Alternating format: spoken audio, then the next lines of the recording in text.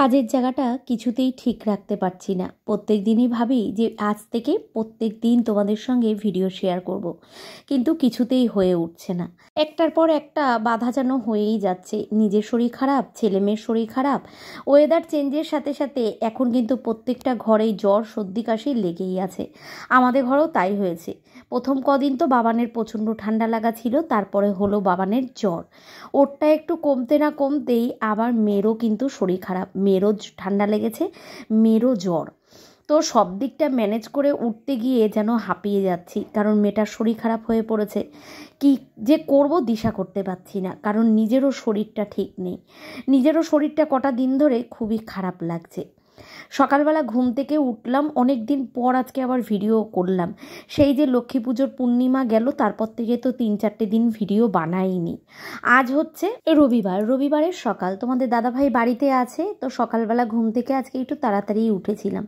আমার কটা দিন ধরে কি হচ্ছে জানো তো, এত পা গা হাত পা ব্যথা, আমি যেন নড়াচড়াই করতে পারছি না। জ্বরের ওষুধ খেয়েছি, ভাবলাম ভেতরে ভেতরে যদি জ্বর থাকে তাহলে ঠিক হয়ে যাবে। তো সেই কারণে কালকে রাত্রিবেলা জ্বরের ওষুধ খেয়েও ছিলাম। সকালবেলা উঠে দেখলাম না, শরীরটা একটু ভালো লাগছে, মানে এই কটা দিন যেরকম লাগছিল তার তুলনায় একটু ভালো লাগছে। তাই ভাবলাম সকালবেলা থেকে আজকে ভিডিও আরম্ভ করি।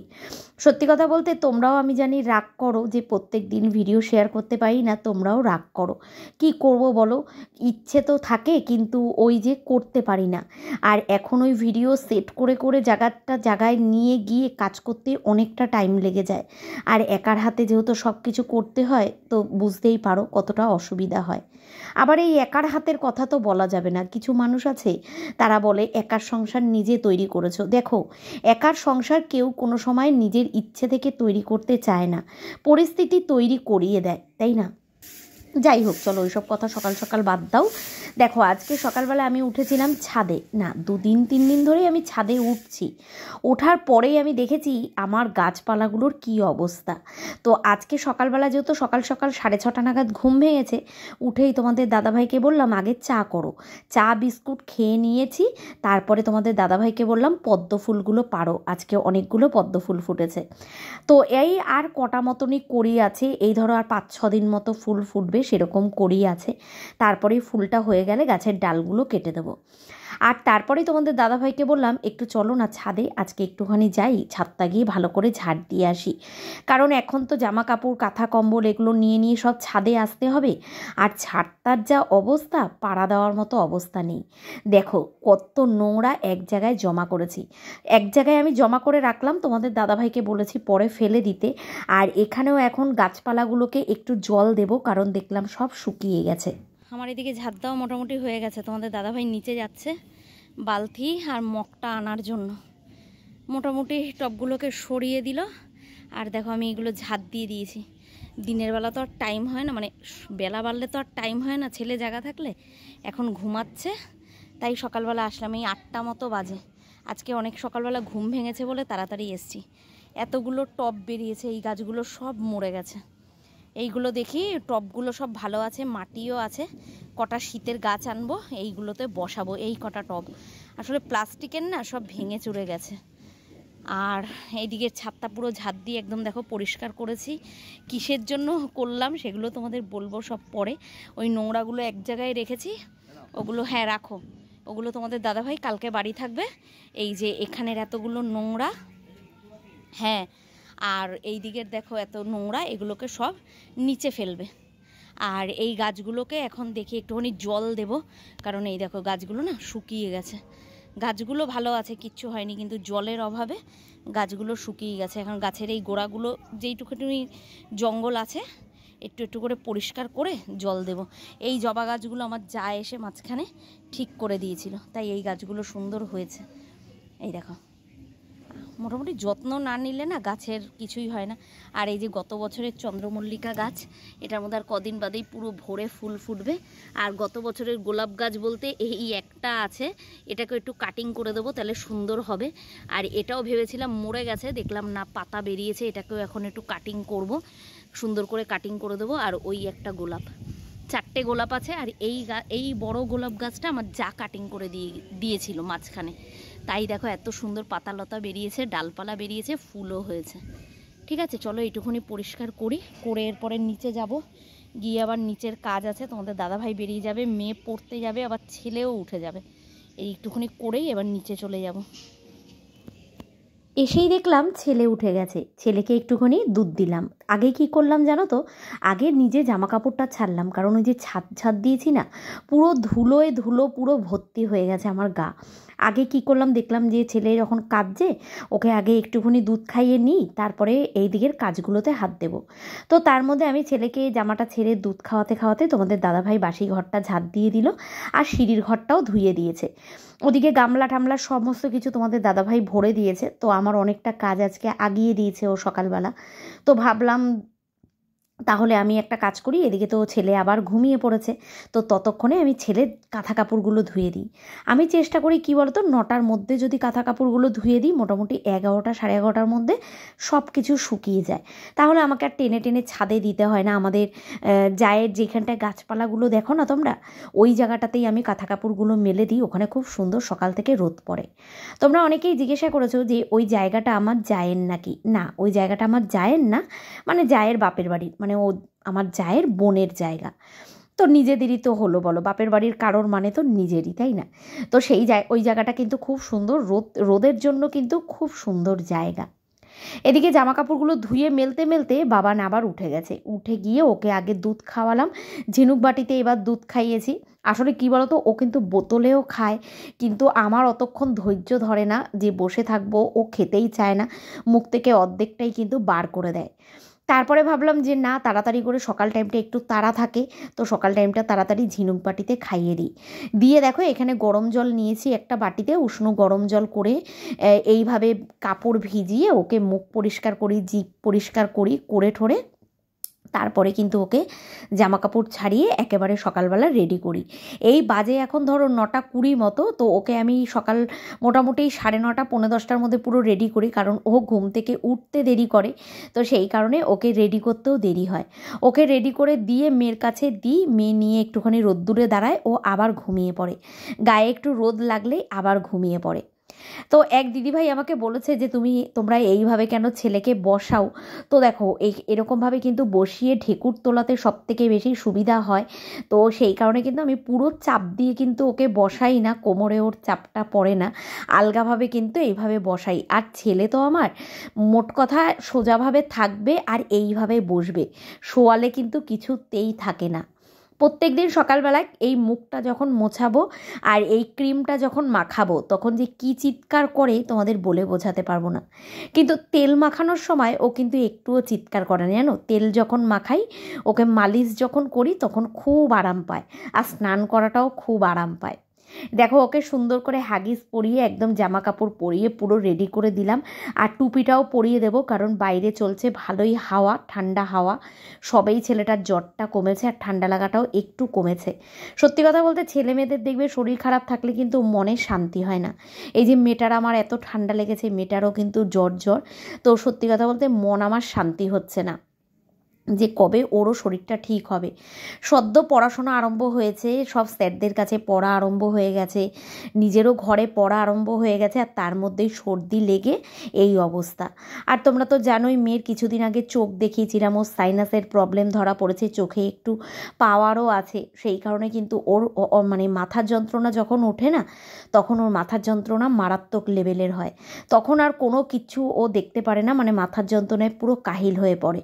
কটা দিন ধরে এরকমই হচ্ছে, মাথার যন্ত্রণার জন্য ও পুরো কাহিল হয়ে গেছে। তো চোখে চশমাটা দিয়েও কোনো কাজ হচ্ছে না। তো যাই হোক, এখন ওকে ডাক্তার দেখাইনি, ওষুধ নিয়ে এসে দিয়েছি, আর চোখের জন্য ডপার আছে, চশমা আছে, তো আগের থেকে একটু ঠিক হয়েছে। তো দেখো ওখানে তো মেয়ে তো নিয়ে চলে গেল ছেলেকে, আর আমিও ঘরদোরটা তাড়াতাড়ি একেবারে পরিষ্কার করলাম, করে ঝেড়ে ঠেড়ে একদম পরিষ্কার করে রাখলাম। দিদি এখনও আসেনি কাজ করতে, তো আমি ভাবলাম বসে থাকবো না, তার মধ্যে সকালের খাবারটা রেডি করি। তোমাদের দাদাভাই বাড়ি আছে, তো আজকে অনেক দিন বাদেই বলছিল, আমিও সকালবেলা বলছিলাম যে খুব লুচি খেতে ইচ্ছে করছে। সেদিন তো লুচি করেছিলাম ওই যে পূর্ণিমার পুজোর দিনকে, কিন্তু এত টায় টায় লুচি হয়েছে বিশ্বাস করো, আমরা তো খেতেই পারিনি। হয়নি। রাত্রিবেলা আমরা ভাতই খেয়েছিলাম, লুচি আর খাওয়া হয়নি। খুব ইচ্ছে করছিল আজকে সকালবেলা ঘুম থেকে উঠেই যে গরম গরম লুচি আর একটু তরকারি খাই, কিন্তু ওই সময়ের অভাবে এখন আর কিছুই করে উঠতে পারি না। মেয়েও এটা সেটা খেতে চায়, কিন্তু বোঝোই তো মানে সব কিছু করে উঠতে পারি না। এক তরকারি ভাতই আমি অনেক কষ্টে রান্না করি, কারণ এখন ছেলে যত বড় হচ্ছে সত্যি কথা বলতে ঘুমটা দেখছি ওর অনেক পাতলা হয়ে যাচ্ছে, মানে মিনিটে মিনিটে উঠে যায়। যখনই উঠে যায় ঘুমিয়ে কিন্তু পড়ে, কিন্তু ওই যখনই উঠে যায় আধ ঘন্টা 40 মিনিট বাদে বাদেই উঠে যায়। উঠে গেলেই তখন আবার একটু দুধ খাইয়ে তখন আবার ঘুম পাড়াতে হয়। এই করেই আমার দিনের অর্ধেকটা চলে যায়। তবে রাত্রিরটা খুব একটা জ্বালাতন করে না, রাত্রিরটা ঘুমায়।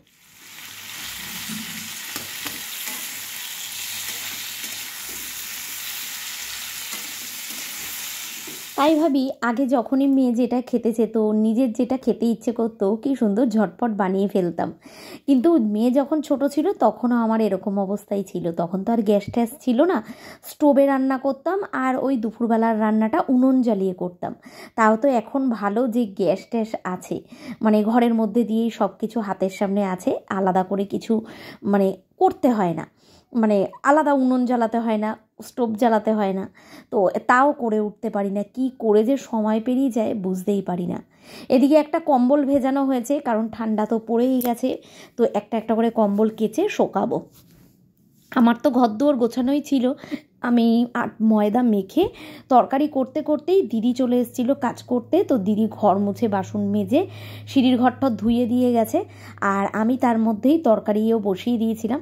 তো তারপরে দেখো মেয়ে ওর ভাইকে নিয়ে আছে, কারণ ভাই আবার উঠে গেছে। ওই যে বললাম না, টানা ঘুমটা কিন্তু ঘুমায় না। যেই দেখলাম উঠে গেছে, গ্যাসটা কমিয়ে আবার ওকে একটুখানি খাইয়ে আবার ঘুম পাড়িয়ে আসলাম। এদিকে লুচিগুলো ভাজতে নিয়েছি, আর তোমাদের দাদাভাই গেছে বাজারে। ভাবলাম ও আসার আগেই খাবারটা করি। সকালবেলার খাবার খেতে খেতে আমাদের প্রায় 12টা 12:30 বেজে যায়। মেয়ে আর ছেলে দুজনেই ঘুম থেকে ওঠে 9:30 10 পৌনে 10টা নাগাদ। এইবারে ওরা মেয়ে বিস্কুট টিস্কুট খায়, আমি তো সকালবেলা চা বিস্কুট খাই। তারপরে আর কি বলতো, এই কাজকর্মর সাথে সাথে খাবারটা আর করা হয় না। দিদি কাজ করে যায় 11টার সময়, তারপরে গিয়ে আমি খাবারটা বানাতে পারি। আর আজকে লুচি তরকারি সকালবেলায় এমনিই নাজেহাল হয়ে গেছি।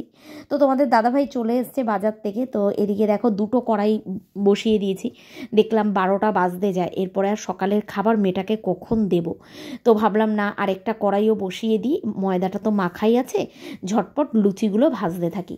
তো তোমাদের দাদাভাই দেখো বাজার থেকে চলে এসছে, যেই দেখলো আমি এক হাতে মানে বেলছি ভাজছি, তো আমাকে বললো যে তুমি একটা কাজ করো, বেলে দাও, আমি লুচিগুলো ভেজে দিচ্ছি। আসলে কি বলো তো, সব সংসারেই এইটা কিন্তু বোঝা উচিত। তো তোমাদের দাদাভাই এখন বলে না, আগাগোড়াই মেয়ে যখন ছোট ছিল তখনও আমি একা একা করে উঠতে পারতাম না, তখনও কিন্তু ও অনেক হেল্প করতো। তো এখনও তাই, যখন বাড়ি থাকে মোটামুটি মানে যা পারে ততটুকু করতে থাকে, বসে থাকে না কোনো সময়। আর সবথেকে বড় কথা, যখন ও থাকে তখন মেয়ে একটু মানে নিস্তার পায়, ভাইকে দেখতে হয় না, তোমাদের দাদাভাই রাখে। বাজারপত্র মাছ টাছ অনেক কিছুই নিয়ে এসছে, কিন্তু সব গুছিয়ে টুচিয়ে আজকে আর কিছু রান্না করতে পারবো না ওই মাছ টাছ, কারণ মাছ ধোয়ার মতো সময় পাইনি। বেজে গেছে প্রায় 1টা, সমস্ত কিছু সেরে স্নান করে আসলাম আগে, বাজারপত্র গুছিয়ে রাখলাম, ওদিকে মাছটা ধুইনি, ফ্রিজে ঢুকিয়ে রেখেছি। তারপরে আগে স্নান করে আসলাম, কারণ আমি যত দেরি করব স্নান করতে বাবানেরও আবার ঠান্ডা লাগবে, সেই কারণে আগে স্নান সেরে আসলাম। ওদিকে মেয়ে পুজো দিচ্ছে, আর আমার দেখো হেলথের খাবারটাও চলে এসছে। আর এদিকে আমি কিন্তু এখন রান্নাও বসাবো। রান্না বলতে ভেবেছিলাম যে মাছের ঝোল ভাত করব, কিন্তু মেয়ে বলল না মা, মাছ খেতে ইচ্ছে করছে না। তবে তোমাদের দাদাভাইকে আজকে আমি চিকেনও আনতে বলিনি, কি যে আমার মাথায় হয়েছিল, বললাম রুই মাছ নিয়ে আসো, ফুলকপি দিয়ে আলু দিয়ে মাছের ঝোল করব। কিন্তু মেয়েটা যেহেতু খেতে চাইলো না, তো ভাবলাম যে না, ও যখন খেতে চাইলো না তাহলে করবই না আজকে মাছ রান্না। সেই কারণে মাছ আর ধুইনি, ফ্রিজের মধ্যে মাছ রেখে দিয়েছি। ভাত বসিয়ে স্নান করতে গেছিলাম, ভাতটা তো হয়ে গেছে। তারপরে মেয়েকে জিজ্ঞাসা করলাম যে কি রান্না করব। মেয়ে বললো মা ছোট ছোট করে ফুলকপি কেটে পকোড়া করো, ডাল করো, আর একটু ঝাল ঝাল করে ডিম কষা করো। তো চলো তাই এখন রান্না করি। ছেলে ঘুমাচ্ছে, ভাবলাম এই ফাঁকে এখন রান্নাটা করে নিই। এদিকে আমি ভাত বসিয়ে তো স্নান করতে গেছিলাম, ভাত হয়ে গেছে, তারপরে ডালও বসিয়ে দিয়েছিলাম। ইন্ডাকশান ওভেনে ভাত ডাল এগুলো সব করে নিলাম। আর এখানে দেখো ডিমও সেদ্ধ করে নিয়েছি, এখন ডিমের কারি করব। একেবারে 6টা ডিম নিয়েছি যাতে দুবেলা আমার হয়ে যায়। আর ফুলকপি নিয়েছি, এখনও ফুলকপিটা কাটা হয়নি, কাটবো। আসলে এখন এমন হয়ে গেছে যে তরকারি কাটবো কখন, রান্না করব কখন, সেই হিসাব করে এখন আর কিছু সবজি খাওয়া হয় না। এদিকে তোমাদের দাদাভাই আজকে বাজার থেকে নিয়ে এসছে এক গাদা সবজি, কবে যে কাটবো আর কবে খাবো। তো ভাবছি কালকের থেকে সন্ধ্যের পর থেকে ছেলে ঘুমায়, তো রাত্রিবেলায় করে সবজিগুলোকে কেটে রাখবো। প্রত্যেক দিনই এটা ভাবি জানো তো, কিন্তু তারপরে না আর ইচ্ছে করে না। সন্ধ্যের পরে তখন মনে হয় কি শরীরটা পুরো ছেড়ে দিয়েছে, একটু শুয়ে পড়ি, আর উঠতে ইচ্ছে করে না। এই দেখো দুপুরবেলা খাওয়া দাওয়া খেয়ে ঠেয়ে ওই যে একটু শুয়েছি, ঘুমিয়ে পড়েছি। বাজে এখন 6টা মতো। ছেলে আমি দুজনেই ঘুমিয়ে পড়েছিলাম, আর মেয়ে ওদিকে বারান্দাতে সোফার মধ্যে ঘুমিয়ে পড়েছিল টিভি দেখতে দেখতে। ঘুম থেকে উঠেই আমি ভাবলাম যে না, একটা কাজ করব অনেক দিন ধরেই ঠিক করছি, আজকে তো আলমারি খুলতেই হবে। মেয়ের নেমন্তন্ন আছে, মেয়ে আর তোমাদের দাদাভাই যাবে, তো ওদের জামা কাপড় বার করার জন্য আলমারি আমাকে খুলতে হয়েছিল। ভাবলাম আলমারি যখন খুলছি তাহলে আলমারি গোছানোর কাজটা আমি আজকেই করব। ভাবতেই দেখো আলমারির থেকে কিছু জিনিস বার করেছি, আর তার মধ্যেই আমার ছেলে কিন্তু উঠে গেছে।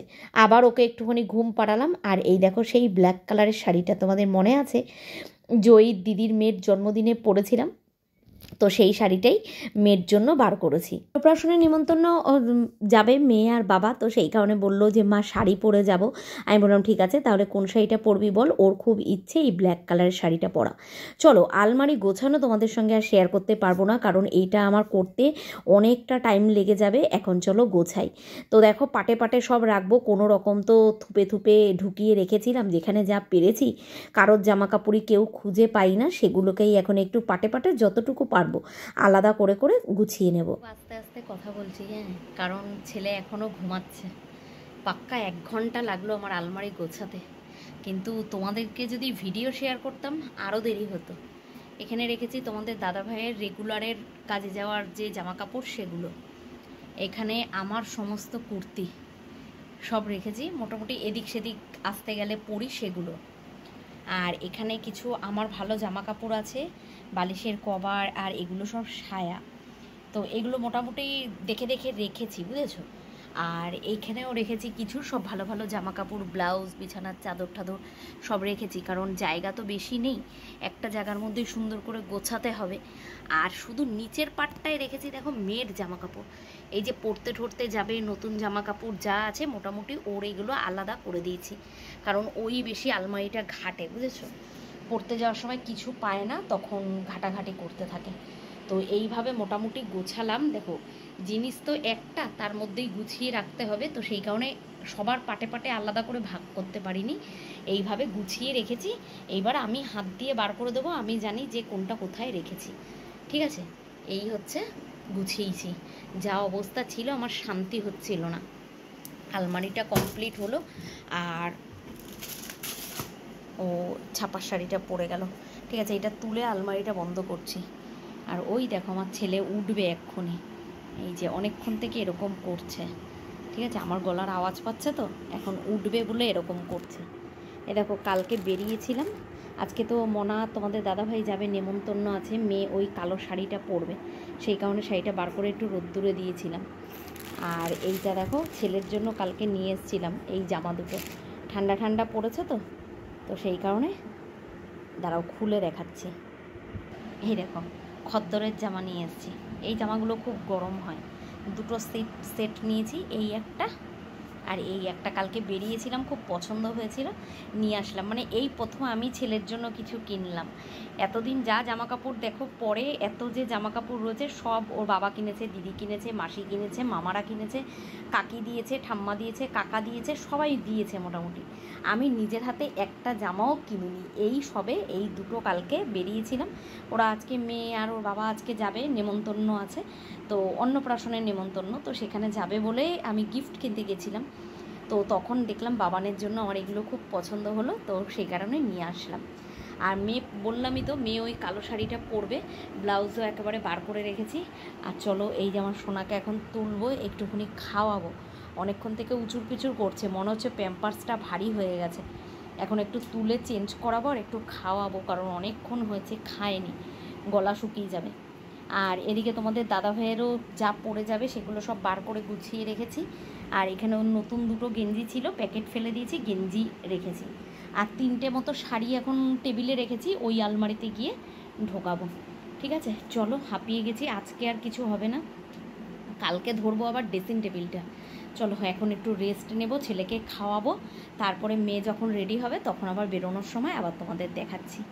ছেলেকে ঘুম পাড়িয়ে মেয়েকে রেডি করতে গিয়ে অনেকটা টাইম লেগে গেল, জানো তো, অনেকটা দেরি হয়ে গেছে, বাজতে চললো প্রায় 9টা মতো। এদিকে তো তোমাদের দাদাভাই চেঁচামেচি আরম্ভ করে দিয়েছে, তাড়াতাড়ি কর তাড়াতাড়ি কর। মেয়ে তো অর্ধেক রেডি হয়ে দাঁড়িয়ে আছে, মা কখন উঠবে ভাইকে ছেড়ে আমাকে শাড়িটা পরিয়ে দেবে। ছেলে তো কিছুতেই শোয় না, লাস্টে তোমাদের দাদাভাই কি করলো, নিয়ে ওকে একটু বাইরে ঘোরালো, কিন্তু ঘুমালো তো না। তারপরে আমি মেয়েকে শাড়ি পরিয়ে দিলাম। এদিকে তোমাদের দাদাভাই গোপালকে শুইয়ে দিল একেবারে, আর এদিকে নিজেও রেডি হয়ে নিয়েছে। এখন দেখো একটু ছেলে চুপ করে শুয়েছে, ভাবলাম এই টাইমটুকুর মধ্যে ঝটপট করে ওদেরকে রেডি করিয়ে দিই। তো মেয়েকে কিন্তু কালো শাড়িটা পরে বেশ ভালোই লাগছে, তাই না? ও আমার মেয়ে না এখন যেন তো শাড়ি পরতে খুব ভালোবাসে। ও বলে কি, মা এখন আমি বড় হয়ে গেছি তো, সব অনুষ্ঠানে গেলেই কিন্তু মনে হয় শাড়ি পরি। ওকে আমি বলেছিলাম যে লং গাউন পরে যা, না, ওর ইচ্ছে শাড়ি পরে যাবে। তো আমি বললাম ঠিক আছে, দেখো এত বড় হয়ে গেছে না মেয়ে, বাবার সঙ্গে বেরালে কেউ আর বাবা আর মেয়ে বলে না। তোমাদের দাদাভাইকে সেই জন্মদিনে ঘড়িটা দিয়েছিলাম, কিছুতেই পরতে চাইছিল না, বললাম না পরে যাও। ও তো বেশ কিন্তু ভালোই লাগছে, আসলে ও কোনোদিনও ঘড়ি পরেনি, তো তাই বলছে কেমন যেন লাগছে। আমি বললাম না ভালোই লাগছে, ঘড়ি পরলে কিন্তু ছেলেদের একটা আলাদাই মানে দেখতে লাগে, তাই না? যাই হোক, এই যে বাবা মেয়ে দুজনে রেডি হয়ে গেছে, আর এই যে দেখো আমার বাবানটা বড় বড় করে চোখ করে তাকিয়ে আছে দিদির দিকে, দিদি সাজুগুজু করেছে, দিদির দিকে তাকিয়ে আছে। মনাকে কেমন লাগছে কমেন্ট করে জানাবে, ঠিক আছে? হালকা হালকা ঠান্ডা পড়ে গেছে, মেয়েকে বললাম যে একটা স্টোল নিয়ে নে একটা সাইডে, ও বলল না স্টোল মোল কিছু নেব না, এইভাবেই যাব। আর দেখো গলার হারও কিচ্ছু পরেনি, ওই যে আমি বললাম যে একটা গলার হার পর, বললো না পরবো না, শুধু একটা বড় কানের পরেছে। শাড়িটা পরানো ওর খুব পছন্দ হয়েছে। আসলে আমার মেয়ে কী বলো তো, ছোট্টোবেলার থেকে বলি না যে আমি যেরকমভাবে ওকে সাজিয়ে গুছিয়ে দেব, ওর ওটাই পছন্দ হয়, তার বাইরে কেউ যদি ওকে কিচ্ছু করে দেয় ওর পছন্দ হয় না। তো এসে বলছে মা এখন টাইম নেই, আমি আসার পরে আমাকে কটা ছবি তুলে দেবা। তো আমি বললাম ঠিক আছে এখন যা, কারণ প্রায় 9টা বেজে পার হয়ে গেছে। তোমাদের দাদাভাই চেঁচামেচি করছে যে এরপরে কখন যায় একটা অনুষ্ঠান বাড়িতে। তো দেখো ওরা গেল, আর আমি বাচ্চাটার জন্য একটা জামা কিনে দিয়েছি, ওটাও 6 মাসের বাচ্চা, ওরও অন্নপ্রাশন, তো সেখানেই যাচ্ছে। তো যাই হোক চলো, এবার ওরাও চলে যাবে। আমি দুটো গেটই বন্ধ করে ছেলেকেও ঘুম পাড়ানোর চেষ্টা করব, আর নিজেও একটু শোবো, কারণ ওই যে আলমারি গুছিয়েছি না একভাবে দাঁড়িয়ে দাঁড়িয়ে, আর যেন ভালো লাগছে না। ওরা আস্তে আস্তে প্রায় বেজে গেছিলো 11টা, তো 10:30 পৌনে 11টা মতো বেজে গেছিলো, আর আমি আর ছেলে দুজনেই ঘুমিয়ে পড়েছিলাম। ওরা এসে আমাদেরকে ডেকেছে, তারপরে উঠে ছেলেকেও খাইয়েছিলাম, আমিও খেয়েছিলাম। তো এইভাবেই ভিডিওটা আজকে এই অবধি রেখেছি। তো চলো যতটুকু পারলাম সারাদিনটা কিভাবে কাটলো সেটাই তোমাদের সঙ্গে শেয়ার করলাম। বোঝোই তো এখন কতটুকু মানে ইচ্ছে থাকলেও সেইভাবে একটা ভিডিও তোমাদের সঙ্গে শেয়ার করতে পারি না। চলো সবাই ভালো থেকো, আজকের মতো কিন্তু এখানেই শেষ করলাম, দেখা হচ্ছে আগামীকাল, টাটা।